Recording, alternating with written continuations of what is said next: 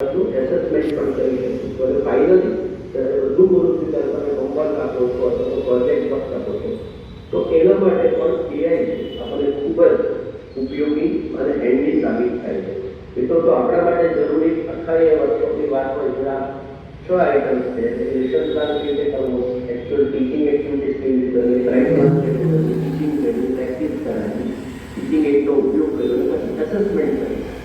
તો એસેસમેન્ટ કરતી વખતે બાળકોનું એસેસમેન્ટ કેવી રીતે કરવું? મિત્રો નવી શિક્ષણ નીતિની અંદર અત્યારે જે આપણી એજ્યુકેશન પેડાગોજી ચાલે છે અને એસેસમેન્ટની પદ્ધતિ ચાલે છે એમાં કોમ્પિટન્સી અને કરિક્યુલમ ગોલ અને લર્નિંગ આઉટકમનો સમાવેશ કરેલો છે. જે મિત્રો 9th 10th 11th 12thમાં કામ કરતા હશે તો એકમ કસોટી જે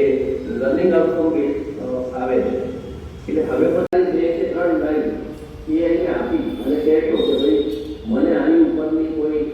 ડ્રામા બનાવી આપે, કોઈ નાની સ્ટોરી બનાવી આપે, સ્ટોરી બુક બનાવી આપે તો એ બનાવી આપે જે તમે તમારા બાળકો સાથે શેર કરી અને એના રસથી ભણાવી શકશો અથવા તો એ એકચ્યુઅલ ક્લાસમાં નાનું નાટક ભજવવાથી બાળકનો એ કોન્સેપ્ટ ઝડપથી ક્લિયર થઈ જતો હોય છે. એટલે આપણે એકચ્યુઅલ ટીચિંગ એક્ટિવિટીની જરૂર હોય છે. પછી પ્રેક્ટિસ એટલે કોઈ મુદ્દો પૂરો પછી આપણે પ્રેક્ટિસ કરવાની